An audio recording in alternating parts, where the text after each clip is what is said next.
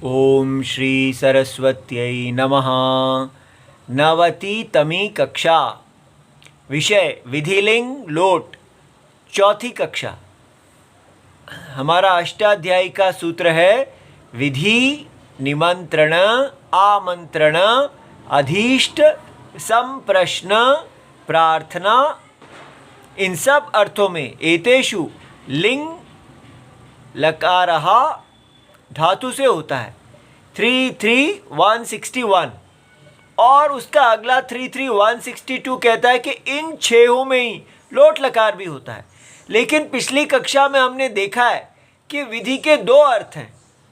प्रेरणम भृत्यादेहे निकृष्टस्य प्रवर्तनम, अर्थात आज्ञा देना किसी छोटे को, और दूसरा है विधि अज्ञात ज्ञापनम, किसी ऐसी वस्तु को, इसी ज्ञान को देना जो आप पहले नहीं ज्ञात है।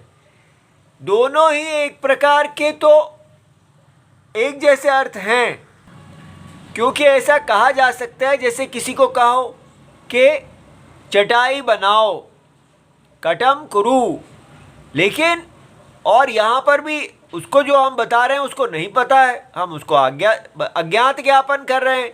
लेकिन वहाँ अज्ञात ज्ञापन में होता है जहाँ आप कोई ऐसी चीज़ बता रहे, जैसे भगवान ने कल हमने भगवत गीता में देखा था कि बताया था कि यदि मैं अपना स्वधर्म ना करूं तो ये प्रजा जो है ये नष्ट हो जाएगी। अब ये अज्ञात ज्ञापनम है, इसमें वो आज्ञा नहीं दे रहे, लेकिन चटाई बनाओ ये एक बड़े के द्वारा छोटे को आज्ञा दी गई है, ये भेद है। तो अधिकतर लोट में आज्ञा का प्रयोग होता है और विधि में अज्ञात ज्ञापनम का प्रयोग होता है। आज हम लोट के उदाहरण देखेंगे जिससे हमें समझ में आएगा कि यहाँ कैसे प्रयोग होता है लोट।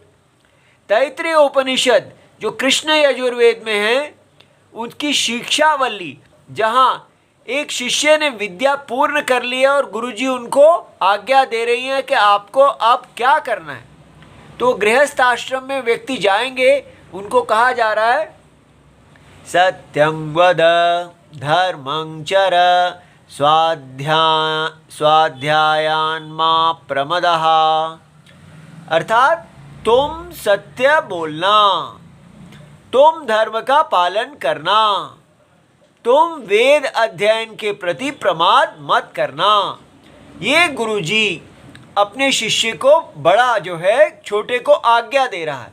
इसलिए आप देख रहे हैं सत्यम कर्म है, त्वम करता है, त्वम वद सत्यम, त्वम चर धर्मम, धर्म को, त्वम मा प्रमद स्वाध्यायान।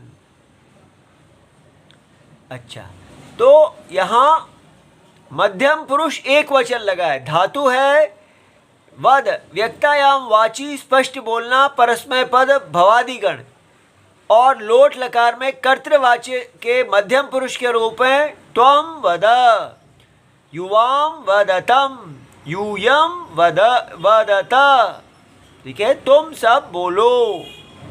और यहाँ चर जो है ये मध्यम पुरुष एक वचन है, चर गतौ, जाना, और धर्म को जाना माने धर्म का पालन करना।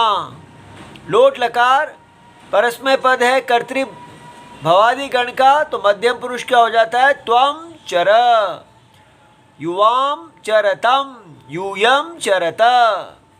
और यहाँ प्रमद, प्र उपसर्ग लगा है और धातु है मदी, हर्ष ग्लेषण योहो, हर्षित होना और थकना।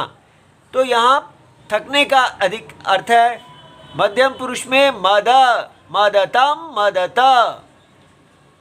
अब देखिए इसके अतिरिक्त इसी शिक्षावल्ली में आगे गुरुजी कहते हैं मातृदेवो भव, पितृदेवो भव, आचार्य देवो भव, अतिथि देवो भव। ये हमारी भारत की सभ्यता इसमें बहुत झलकती है। ये क्या कह रहे हैं, माता पिता आचार्य अतिथि इन सबको देवता मानने वाले तुम बनो, ठीक है।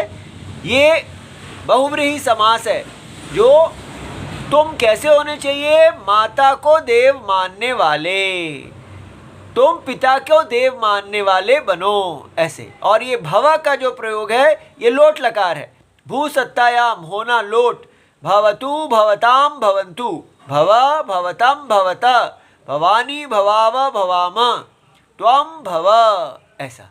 ठीक है, तो आपको समझ में आ गया होगा कि लोट लकार में हमको विधि का अर्थ प्रेरणम लेना है, वृत्त्यादेह निकृष्ट से प्रवर्तनम, और विधिलिंग में भी जो विधि कही गई है उसका प्राय अर्थ अज्ञात ज्ञापनम है। ठीक है, ओम नमो भगवते वासुदेवाय, प्रणाम।